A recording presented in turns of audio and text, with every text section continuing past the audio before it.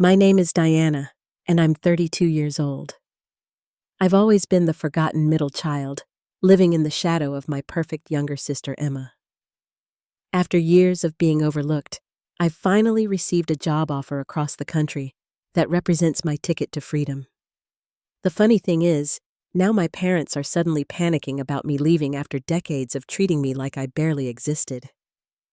Before I dive into the painful family dynamics that led to this moment, let me know where you're watching from in the comments. Hit that like button and subscribe to hear more stories about finding your strength in difficult family situations. I used to think my childhood was normal. Until I was about 5 years old, everything seemed fine in our family. My older brother Jake was 10, and our parents divided their attention between us pretty equally. I have warm memories of weekend trips to the park, bedtime stories, and family game nights where I felt secure and loved. Then Emma was born when I was 7. At first, I was excited to be a big sister. I remember peering into her crib amazed by her tiny fingers and bright blue eyes that matched our mother's. I couldn't wait to teach her all the things I knew. For the first few months, the shift in attention made sense. Babies need more care after all. But as Emma grew from a baby into a toddler, I started noticing changes in our family dynamic that went beyond normal adjustments. When Emma was 3 and I was 10, she showed interest in dance. My parents immediately enrolled her in the most expensive dance academy in town, buying her beautiful costumes and driving her to practices 4 times a week. That same year, I joined the school soccer team. My parents attended my first game, but spent most of it talking about how Emma's dance recital was coming up. After that, they rarely showed up for my games. "We're just so busy with Emma's schedule," they'd explain. "You understand, right, Diana? You're so independent." By the time I was 12, the pattern was undeniable. Family vacations mysteriously aligned with dance competitions in Florida or California. "It just makes sense," my mother would say. "We can support Emma and have a nice family trip at the same time." Never mind that I'd been asking to visit the Science Center in Chicago for 3 years. The family photo albums told the same story. Dozens of professionally taken photos of Emma in her dance costumes. Pages dedicated to her first day of kindergarten, her dance recitals, her winning smile missing 2 front teeth. My school photos were there, but often just the standard one from picture day. No one bothered to bring a camera to my science fair when I won 2nd place for the entire district. I tried everything to gain their approval and attention. When I realized they weren't going to show up for my sports events, I doubled down on academics. I stayed up late studying, pushing myself to get straight A's. I still remember the pride I felt bringing home my first perfect report card, only to have my father glance at it and say, "That's nice, honey," before turning back to helping Emma with her much simpler homework. Jake, my older brother, was the first to name what was happening. "They're obsessed with Emma," he told me bluntly when I was 13 and he was 16. "It's not fair, but that's how it is." Jake had developed his own coping mechanism by becoming fiercely independent. He got a part-time job as soon as he was old enough, saved for his own car, and spent as much time away from home as possible. The day after his high school graduation, he moved into an apartment with friends and rarely came home after that. I tried talking to my parents about how I felt when I was 14. I chose a calm moment when Emma was at a sleepover. "Sometimes I feel like you pay more attention to Emma than to me," I said carefully. My mother's face immediately hardened. "That's ridiculous, Diana. We love all our children equally. I'm disappointed that you'd be so jealous of your little sister. She needs more support right now with her dance career." My father nodded in agreement. "Emma has special talents that need nurturing. You're doing fine on your own." That conversation taught me an important lesson. My feelings didn't matter in this family. I was expected to understand, to make allowances, to step aside. I learned to stop asking for things, to expect disappointment, to find validation elsewhere. I retreated into books, finding worlds where I could escape the constant feeling of being invisible. I cultivated a small but loyal group of friends who saw me for who I was. Sarah, Tina, and Rachel became my sanctuary. At their houses, parents asked me questions about my interests and complimented my achievements. It was through their families that I began to understand just how abnormal mine was. By the time I started high school, I had almost stopped hoping for my parents' attention. Almost. There was still a part of me that thought, if I achieved enough, they'd finally see me. I joined debate team, ran for student council, took AP classes. I wasn't just doing it for them anymore. I genuinely loved learning and leading, but the hope remained that one day they'd show up and really see me shine. Meanwhile, Emma entered middle school.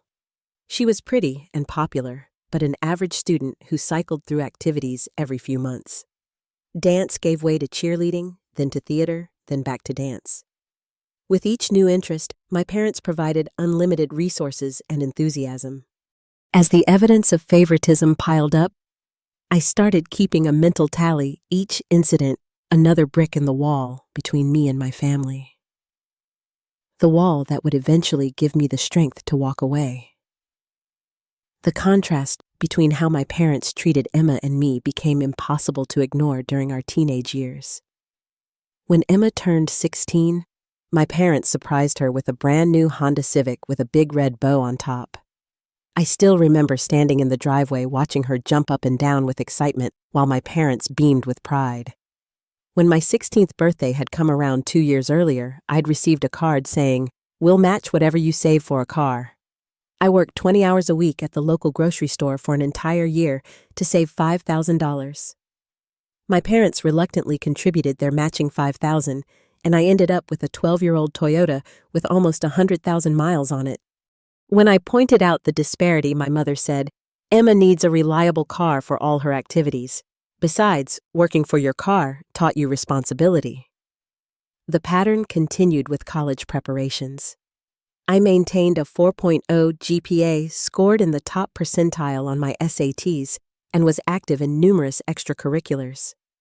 I applied to 15 colleges and was accepted to 12, including several prestigious universities. Emma struggled to maintain a B average and showed little interest in standardized test prep. Yet my parents hired an expensive private tutor for her SATs and flew her to visit 8 colleges during her junior year. When I had asked to visit colleges, they told me to look at virtual tours online because they couldn't afford trips. The summer before my senior year, I overheard my parents discussing finances. "We've got about $30,000 set aside for Diana's college fund," my father said. "We'll need at least $80,000 for Emma, though. She'll need more support." I confronted them the next day. "Why does Emma get more than twice what I get for college?" My father looked uncomfortable. "Diana, you're smart. You'll get scholarships. Emma might need to attend a private university to succeed given her academic challenges." It was the closest they'd ever come to admitting that Emma wasn't perfect, but even this acknowledgement served to justify giving her more resources rather than celebrating my achievements. During my senior year, I met Michael, my first serious boyfriend. He came from a warm, demonstrative family who treated all 3 of their children with equal love and attention. The first time he came over for dinner, he witnessed my parents gushing over Emma's C+ in algebra while completely ignoring my news about being named a National Merit finalist. After dinner, as we sat on the front porch, he looked at me with concern in his eyes. "Do they always treat you like that? Like you're invisible?" I remember feeling both validated and deeply sad that it was so obvious to an outsider. "Pretty much. I've gotten used to it." Michael shook his head. "You shouldn't have to get used to that. It's not right, Diana." Having someone else see and name the dysfunction helped me trust my own perceptions. For years, my parents had made me feel crazy for noticing the favoritism, telling me I was too sensitive or jealous. Michael helped me see that I wasn't imagining things. The Christmas of my senior year provided a particularly painful example of the disparity. Emma received an expensive laptop designer clothes concert tickets and various other gifts. My pile was noticeably smaller, a generic sweater, a bookstore gift card, and a pair of socks. The difference was so stark that even my grandmother commented on it, though she quickly changed the subject when my mother glared at her. That evening, I cried in my room, not because of the gifts themselves, but because of what they represented. The material difference was simply a physical manifestation of the emotional imbalance that had defined my childhood. I made a promise to myself that night I would get out, build my own life, and find people who valued me. 2 months later, I received a partial scholarship to Berkeley. It wasn't enough to cover all expenses, but combined with my college fund and student loans, it would work. More importantly, it was 3,000 miles away from home. When I announced my decision at dinner, my parents looked surprised, as if they hadn't expected me to go so far. "But Emma will miss you," my mother said, not mentioning that she or my father would miss me. "I think it's a great opportunity," I replied firmly. "I need to do what's best for my future." As I prepared for college that summer, I felt a growing sense of liberation. Every box I packed, every plan I made was a step toward freedom. I was scared, but determined. I was going to build a life where I mattered. The day I left for college, Emma hugged me tightly and whispered, "I'm going to miss you so much." It was one of the few genuine moments we'd shared. Despite everything, I didn't blame her for our parents' behavior. She was as much a product of their dysfunction as I was, just in a different way. My parents gave me perfunctory hugs and reminded me to call Emma often because she'll be lost without her big sister. Nothing about calling them. Nothing about how they would miss me.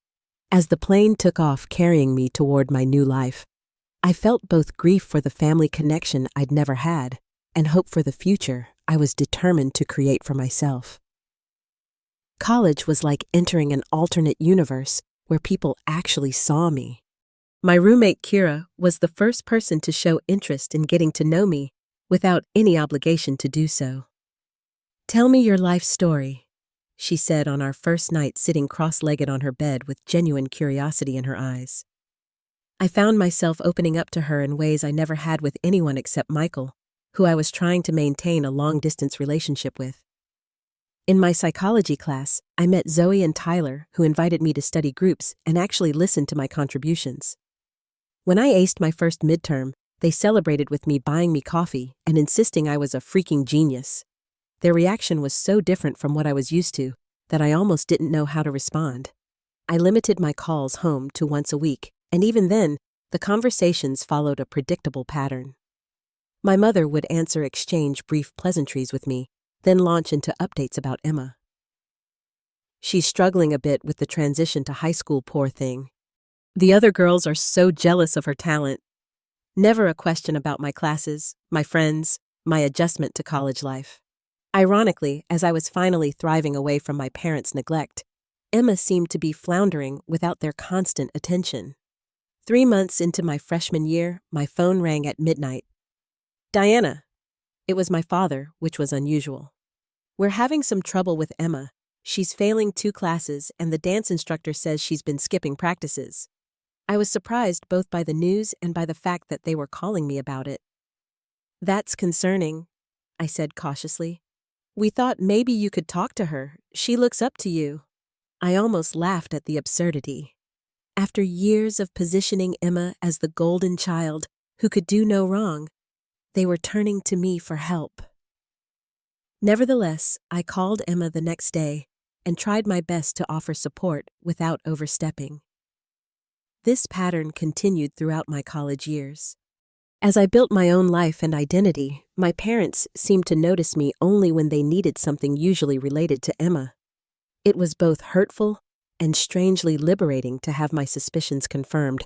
I had always been valued primarily for what I could do for the family, not for who I was. In my sophomore year, I met Dr. Reynolds, a literature professor, who took a special interest in my writing. She encouraged me to submit an essay to a national competition, which I won. When I tentatively shared the news with my parents, my mother said, That's nice, honey. Did you hear that Emma made the varsity dance team as a sophomore? The only one in her grade? Instead of letting their reaction diminish my achievement, I shared the news with Dr. Reynolds, who took me out for coffee to celebrate. You have a remarkable voice, she told me. Don't ever let anyone silence it. She became a mentor to me, showing me what supportive adult guidance could look like. My relationship with Michael didn't survive the distance and the changes we were both experiencing. We broke up during my sophomore year, but remained friends. By junior year, I met James in my advanced composition class. Our connection was immediate and deep. On our third date, I found myself telling him about my family dynamics, something I usually avoided discussing with new people. My parents have always favored my younger sister, I explained, waiting for the usual discomfort or dismissal that topic often evoked. Instead, James nodded thoughtfully. That happens more often than people think. My uncle was the golden child in his family. It affected my dad his whole life. James didn't try to fix the situation or minimize my feelings. He simply acknowledged the reality and its impact. His understanding gave me permission to fully acknowledge my own experience without shame.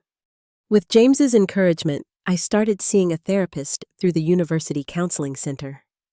Dr. Moreno helped me understand the concept of family roles and how the golden child and scapegoat dynamics worked. Your feelings are valid, she assured me, and you're not responsible for changing the system. Your job is to heal yourself. Holidays were still difficult. Going home meant sliding back into old patterns, watching Emma receive the lion's share of attention, gifts, and concern. But having a support system and growing self-awareness made these visits more manageable. I could observe the dynamics without being consumed by them. By senior year, I was thriving academically and emotionally. I graduated with honors with James, Dr. Reynolds, and several close friends cheering me on from the audience. My parents and Emma attended the ceremony, but left immediately after to attend Emma's dance showcase. We're so sorry, honey, but you know how important this is for her future, my mother explained as they rushed off. As I watched them leave, I felt a strange combination of hurt and detachment. Their behavior no longer had the power to devastate me. I had built a life where I was valued, and their approval, while still desired on some level, was no longer essential to my sense of self-worth. Dr. Moreno had been right. I couldn't change them, but I could heal myself. And that process was well underway. After graduation, I accepted a job at a publishing house in Boston. James, who had graduated a semester earlier, had already found work at a marketing firm there. We decided to move in together, finding a small but charming apartment in Cambridge. For the first time, I was creating a home environment that felt completely safe and affirming. What do you think about these curtains? I asked James as we decorated our living room. I think they're perfect, he said, wrapping his arms around me from behind. Just like the woman who picked them out. Small moments like these were healing in ways I couldn't articulate. Having my preferences matter, my opinions valued, my presence appreciated, was still novel enough to feel miraculous. Meanwhile, Emma had graduated high school and enrolled at the state university primarily because it had the dance program she wanted. Within her first semester, she was already struggling both academically and socially. She had never developed the independence or resilience that came naturally to me after years of emotional neglect. My parents called me regularly with updates on Emma's challenges, seemingly oblivious to the irony of turning to their neglected middle child for help with their favored youngest. She's so stressed about her biology midterm, my mother fretted. Could you call and give her some study tips? I maintained a cordial relationship with Emma without resentment, but also without the deeper connection that might have developed under different circumstances. She wasn't responsible for our parents' behavior, but years of witnessing her accept their preferential treatment without question had created a distance between us. 6 months after I started my job, I received my first promotion. I was thrilled and called my parents to share the news. "That's wonderful, Diana," my father said, his tone distracted. "Listen, we've been meaning to ask you something. Emma's car broke down, and the repair costs are pretty steep. We were wondering if you could help out a bit financially." I was stunned into momentary silence. Not only had they glossed over my achievement, but they were asking me to fund repairs for the new car they had given Emma, while I had been forced to work for my used one. James, seeing my face, mouthed, "What's wrong?" from across the room. "I'm sorry," I finally said. "I can't help with that.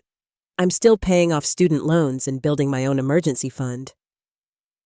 There was an uncomfortable pause. "But she's your sister," my mother said, as if that explained everything. "Yes, and I love her. But this isn't my responsibility. Emma has a part-time job. Maybe she could pick up more hours." After I hung up, James sat beside me on the couch. "You okay?" I leaned against him, processing what had just happened. "I think that's the first time I've ever said no to them." He squeezed my hand. "I'm proud of you. It's not easy standing up to family." That initial boundary led to others.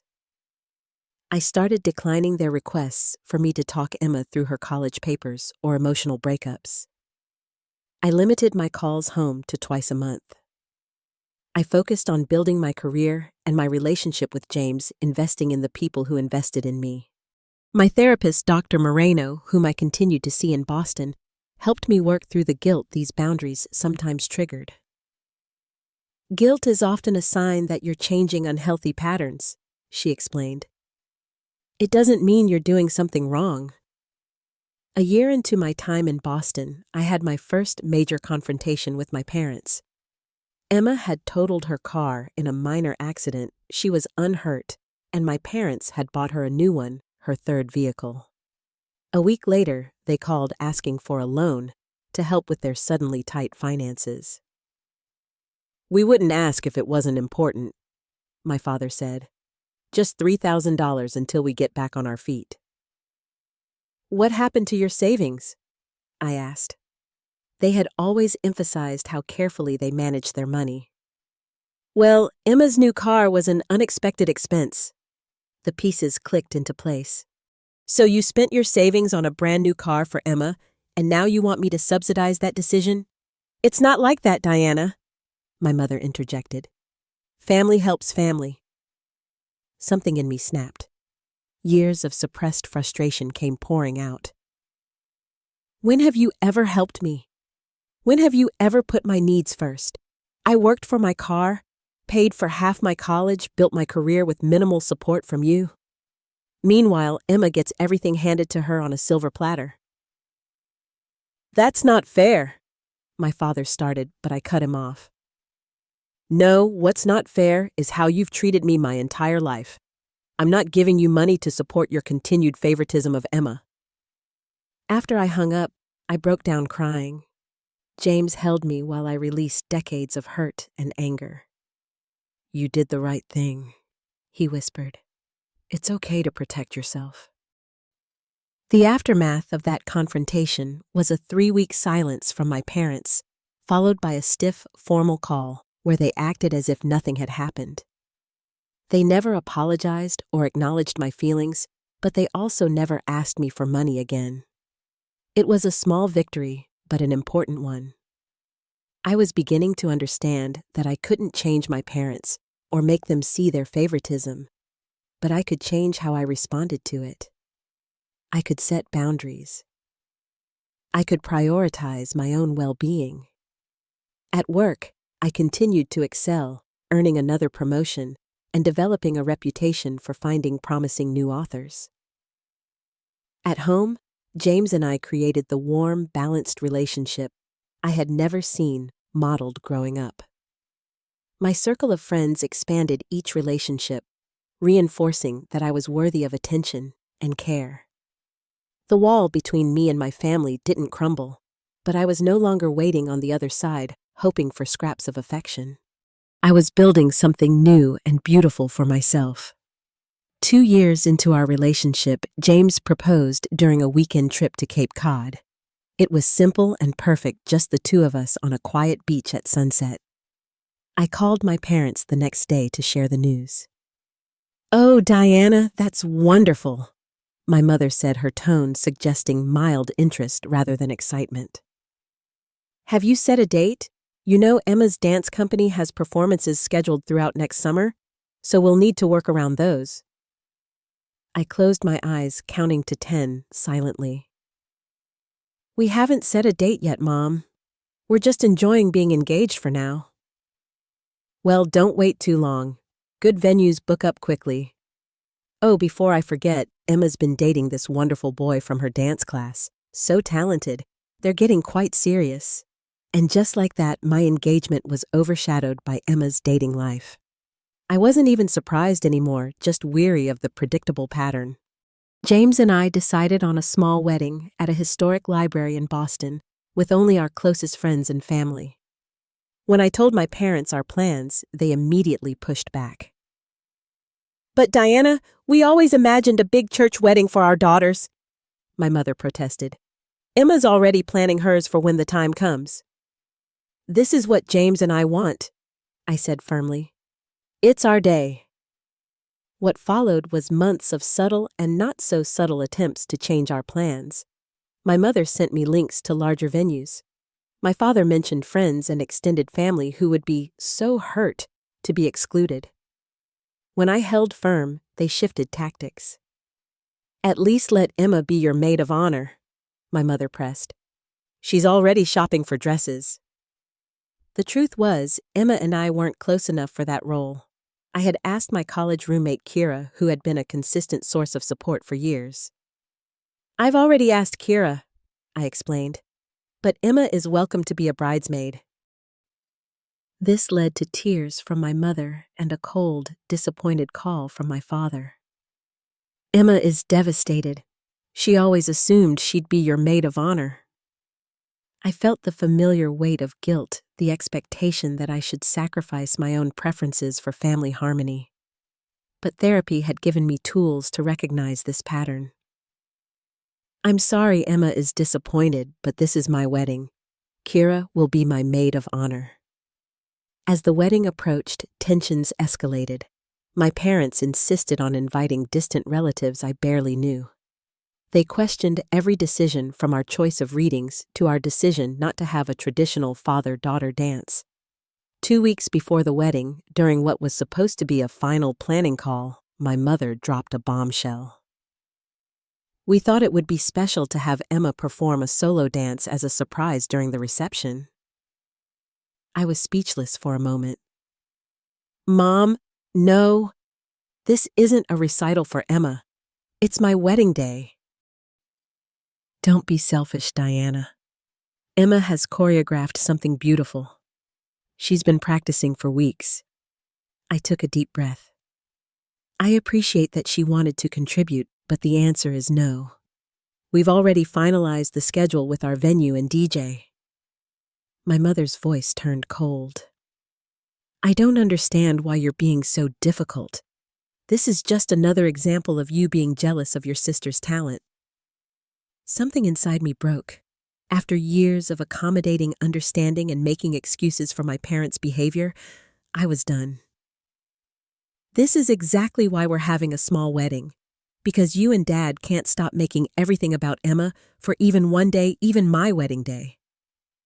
I hung up and immediately called our venue to add security with instructions not to allow any unplanned performances. It was a sad reflection of how little I trusted my family to respect my boundaries. In the end, we had exactly the wedding we wanted. My parents attended but were noticeably cool throughout the event.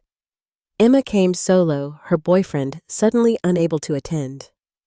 She seemed uncomfortable but made an effort to be pleasant, which I appreciated. 2 months after our wedding, Emma called with news she was pregnant. She was 22, still in college, and the boyfriend was already out of the picture. My parents immediately rallied around her, as I knew they would. My father took a month off work to help Emma set up a nursery in their home where she would be moving back to. My mother started researching the best preschools in the area. Meanwhile, I was being considered for a major industry award for my work discovering and developing new authors. When the nomination was announced, I called my parents, allowing myself a small hope that they might be proud. "That's nice, honey," my mother said distractedly. "I can't talk long. We're on our way to Emma's doctor appointment." "Did she tell you it might be twins? We're so excited." The award ceremony was scheduled for the same day as Emma's baby shower. I knew without asking that my parents wouldn't attend. What I didn't expect was the invitation that arrived a week before the event. "We hope you can make it to celebrate Emma and the baby." The flowery card read, as if there was no conflict, as if my award ceremony didn't exist. James saw my face as I held the invitation. "You okay?" I nodded slowly. I just realized something. They're never going to change. No achievement of mine will ever be as important as the most mundane aspect of Emma's life. He sat beside me, taking my hand. "Their loss. I couldn't be prouder of you."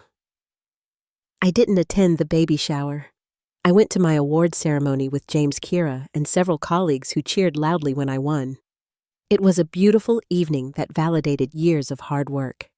I didn't need my parents there to make it meaningful, though their absence still stung in a quiet corner of my heart. The breaking point came that Christmas. We agreed to spend the holiday with my family, our first visit since the wedding 6 months earlier. Emma was showing at 7 months, glowing with the constant attention and care my parents lavished on her. The entire house had been transformed in preparation for the baby, with a fully furnished nursery that had once been my childhood bedroom. During Christmas dinner, my father tapped his glass for attention. "We have an announcement," he said proudly. "Your mother and I have started a college fund for little Oliver or Olivia. We've already put aside $20,000. I nearly choked on my water. The same parents who had scrounged together $30,000 for my entire college education had already saved $20,000 for a baby not yet born. But what really twisted the knife was what my father said next. "We're so committed to this grandchild having every advantage that we've decided to use the money we've been saving for our anniversary trip. Education comes first." My mind flashed back to all the times I'd been told there wasn't enough money for a school trip for college visits for the laptop I needed for coursework. All the times I'd worked extra shifts while trying to maintain my GPA. All while my parents apparently had savings they chose not to use for me. I didn't say anything during dinner. I smiled and nodded and played the role of supportive sister and daughter. But that night, in the privacy of the guest room, I broke down in tears.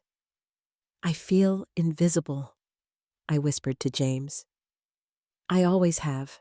No matter what I achieve, no matter how hard I work, I'll never be as important to them as Emma." James held me close. "You deserve better. You always have." That night, lying awake in my childhood home, I made a decision. I needed more distance, not just emotionally, but physically. The next morning, I updated my professional profile to open to new opportunities and began researching positions across the country. 3 months after that Christmas revelation, I received a call that would change everything. A prestigious publishing house in Seattle wanted to interview me for a senior editor position.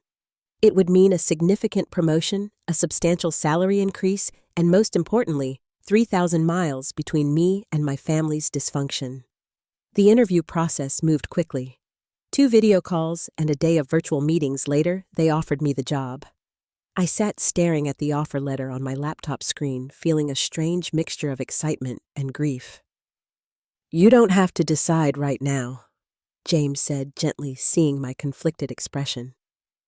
"But I already know my answer," I replied. "I want this job. I need this fresh start." James squeezed my shoulder. "Then I'll start looking for marketing positions in Seattle. My company has an office there. I might be able to transfer." His unhesitating support brought tears to my eyes. This was what unconditional love looked like, someone who put your dreams and well-being on equal footing with their own. I accepted the position the next day.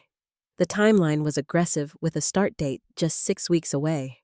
We threw ourselves into preparations, researching neighborhoods in Seattle, listing our Boston apartment, sorting through our belongings.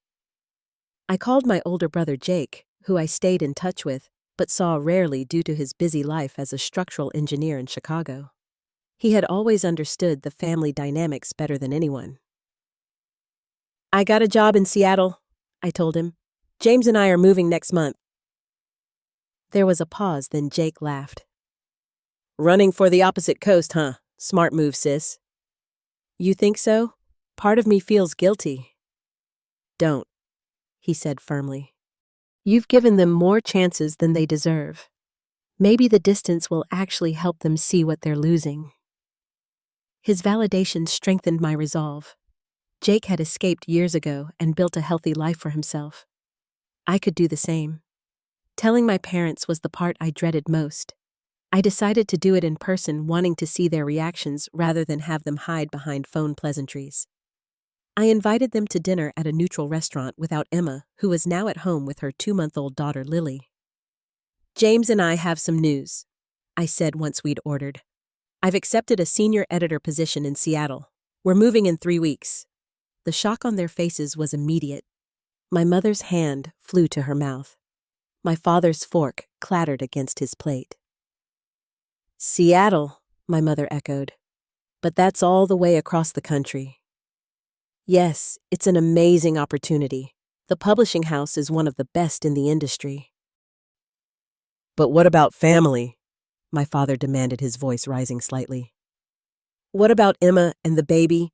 You're an aunt now, Diana. You have responsibilities." I felt a familiar tightening in my chest, the automatic guilt response that had been conditioned since childhood. But underneath it was something new: anger. "I've always been responsible," I said evenly. "I've built my career, maintained relationships with both of you, despite the challenges, and supported Emma when appropriate. This move is the right decision for my future." "How can you be so selfish?" my mother asked, tears forming in her eyes. "Emma needs her sister. We need you closer to home." It was the first time in my memory that either of my parents had expressed needing me for anything other than helping with Emma. But the timing made their motives suspect. "It's interesting that you're only expressing this need now that I'm leaving," I observed. "For years, I've been an afterthought in this family. My achievements have been ignored, my needs deprioritized." "That's not true," my father protested. "We've always been proud of you." "When?" I challenged. "When have you ever put my needs first? When have you ever celebrated my accomplishments without immediately shifting attention to Emma?" They exchanged uncomfortable glances.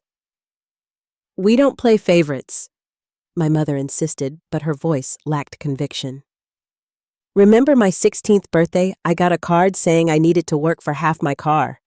Emma got a brand new Honda, no questions asked. Remember my college fund, $30,000. You've already put $20,000 aside for Emma's baby. Remember my wedding? You tried to make it about Emma's dance performance." My father's face hardened. "You've always been jealous of your sister. We thought you'd outgrow it." I shook my head, a sad laugh escaping. "This isn't jealousy. It's recognition of a lifetime pattern. And the pattern stops now. I'm moving to Seattle with my husband, and I'm going to build a life where I'm valued." The rest of dinner was tense. My parents cycled through anger tears and eventually a new tactic reminiscing about my childhood, bringing up memories I was surprised they even had. "Remember when you won that spelling bee in 4th grade? We were so proud," my mother said. "Remember teaching you to ride a bike?" "You were so determined," my father added. I listened, wondering where these memories had been all these years. Were they genuine, or just ammunition to make me stay? Either way, it was too little, too late. After dinner, as we prepared to part in the parking lot, my mother made one last appeal. "Please reconsider, Diana. Family should stay together. What if Emma needs you? What if we need you?" The irony wasn't lost on me. After a lifetime of being told explicitly and implicitly that I wasn't needed, they were suddenly desperate to keep me close. "I've made my decision," I said gently but firmly. "I'll visit for holidays when I can. We'll video chat. But this move is happening." As James and I drove home, he reached over and squeezed my hand.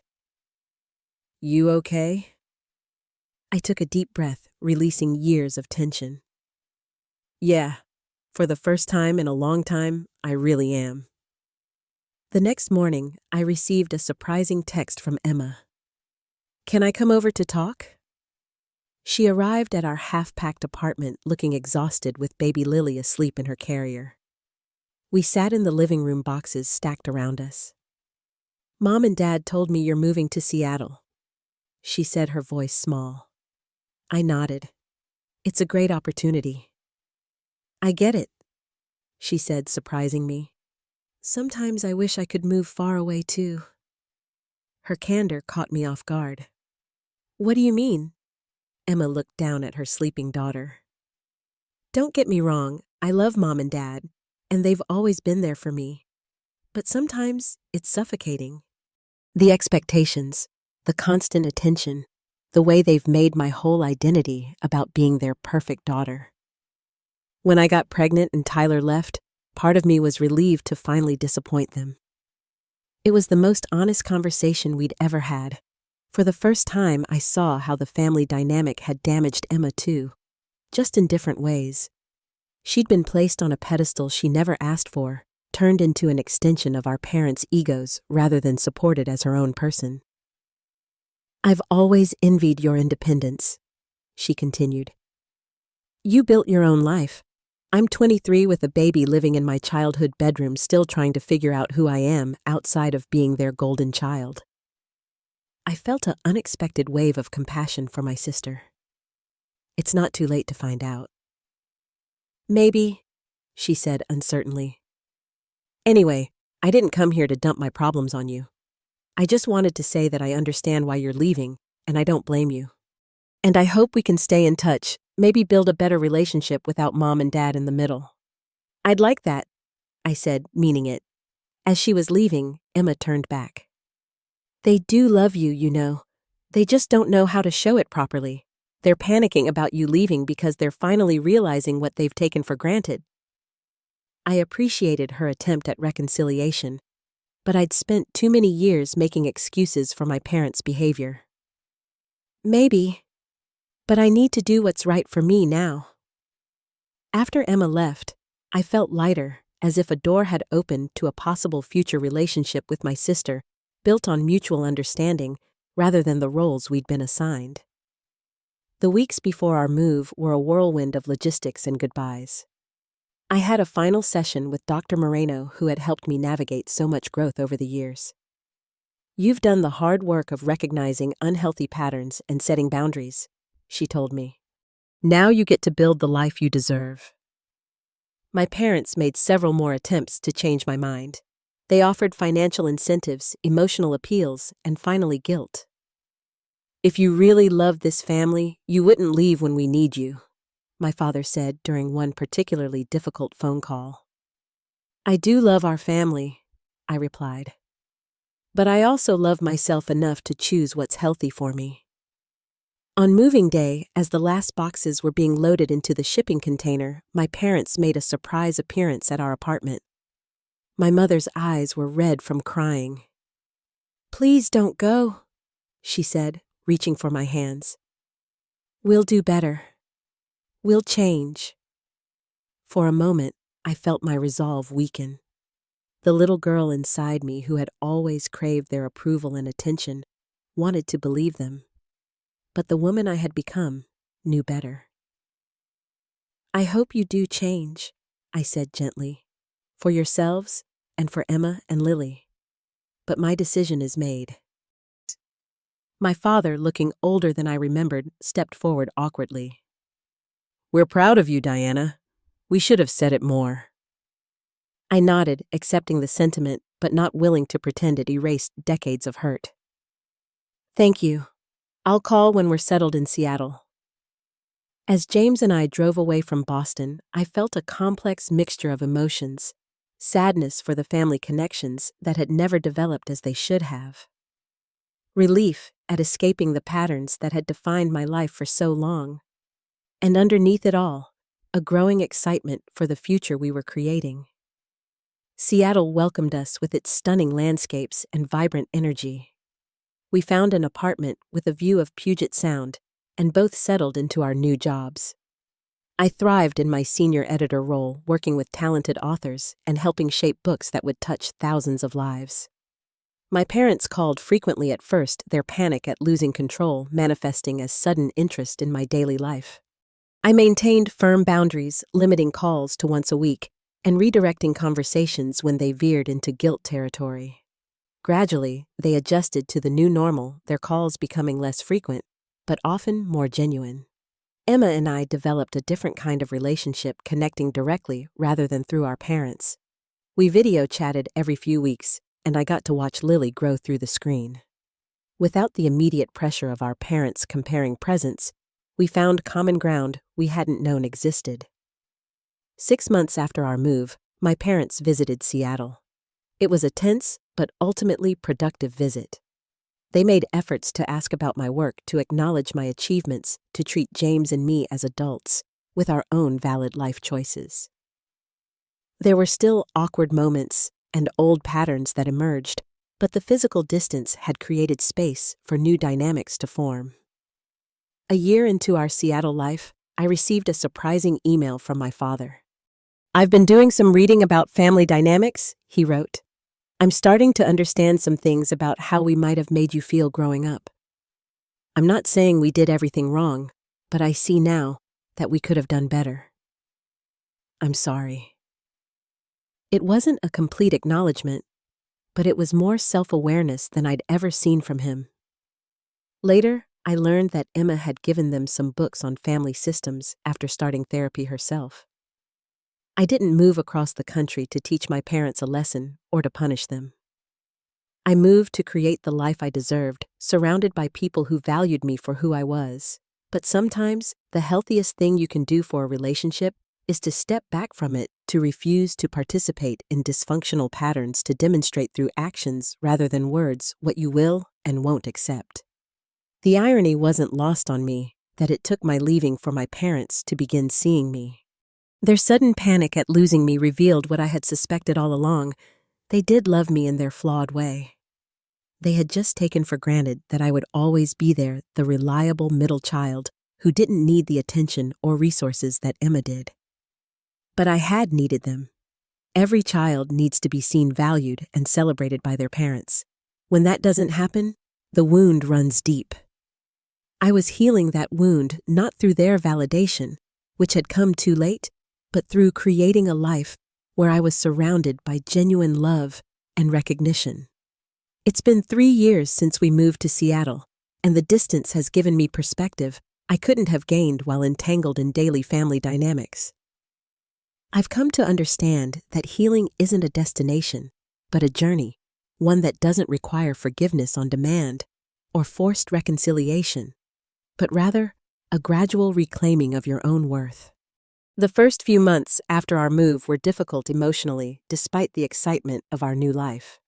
I would wake up some mornings with a heaviness in my chest, questioning my decision, wondering if I was overreacting to childhood slights that should be left in the past. Dr. Moreno had prepared me for this, explaining that breaking long-established patterns often triggers doubt and grief even when the change is healthy. "Be patient with yourself," she told me during our video sessions that continued after my move. "You're mourning the family relationship you deserved, but never had." James was my rock during this time, never minimizing my feelings or rushing me to get over it. He understood that untangling yourself from dysfunctional family dynamics takes time and space. Gradually, I found new ways to process my experiences. I joined a support group for adults dealing with family estrangement and discovered I wasn't alone. Listening to others share similar stories of favoritism, emotional neglect, and the struggle to set boundaries helped normalize my experience. Many of them had also moved away geographically as part of their healing journey. Physical distance often creates the emotional space needed for new patterns to develop, the group facilitator explained. It's not running away, it's creating room for growth. My career flourished in Seattle. I was promoted to executive editor within 2 years, working with award-winning authors and helping new voices find their place in the literary world.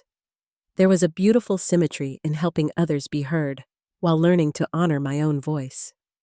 My relationship with Emma evolved in unexpected ways. Without our parents constantly positioning us as the golden child and the forgotten one, we found common ground. Our video chats became more frequent and genuine. When Lily turned 2, Emma made the trip to Seattle alone to visit us. "I started therapy," she confided over dinner that first night. "I'm trying to understand my role in the family system and how it affected you. I'm sorry I didn't see it sooner." Her acknowledgement meant more than any apology from my parents could have. Emma had been a child in the same dysfunctional system, handed a role she didn't choose any more than I had chosen mine. "We were both doing the best we could with the dynamics we were given," I told her. "My parents' journey toward awareness has been slower and less complete. There are still phone calls where my mother spends 20 minutes talking about Emma and Lily before asking about my life as an afterthought. There are still occasions when my father minimizes my professional achievements while exaggerating Emma's modest successes. But there are also new moments that would have been impossible before my mother asking genuinely about a manuscript I'm excited about. My father sending an article related to my industry with a note saying, 'Thought of you.' Both of them remembering my birthday without prompting and sending a gift that shows they actually know my tastes. These small changes don't erase the past, but they suggest a capacity for growth that I wasn't sure existed. The greatest change, however, has been within me. I no longer measure my worth by their recognition.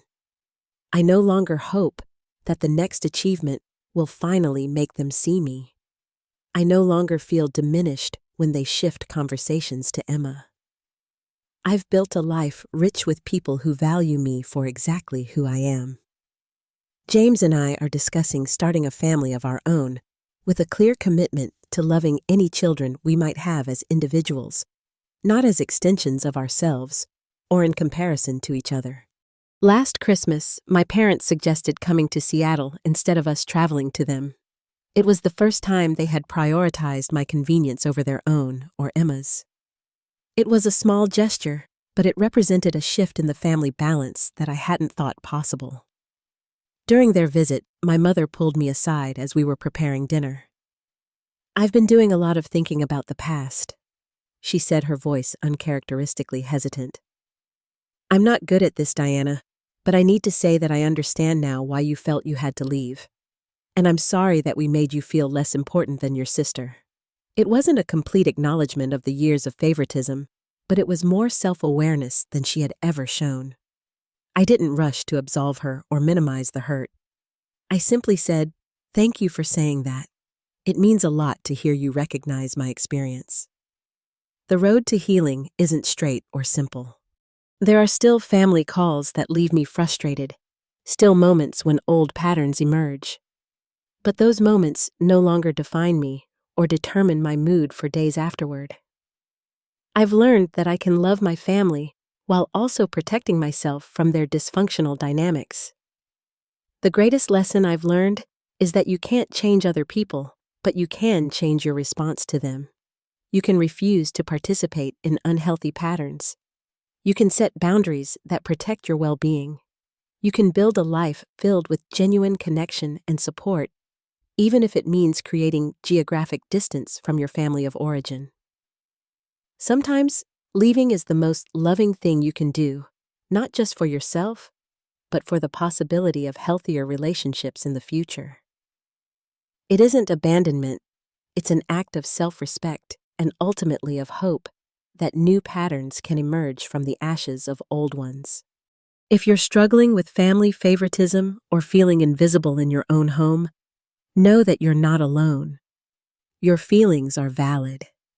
Your need for recognition and equal treatment is legitimate. You deserve to be seen and valued for who you are, not for how you compare to a sibling or how well you fulfill a role assigned to you. Creating distance, whether emotional or physical, doesn't mean giving up on family connections. It means refusing to accept dynamics that diminish you. Sometimes, that's the only way real change can begin. Have you ever had to create distance from family to protect your emotional health? Or have you found ways to change family dynamics while staying close? I'd love to hear your stories in the comments. And if this resonated with you, please like and subscribe to hear more stories about finding your way through complex family relationships. Remember, choosing yourself isn't selfish. It's necessary for building the life you deserve. Thank you for listening to my journey.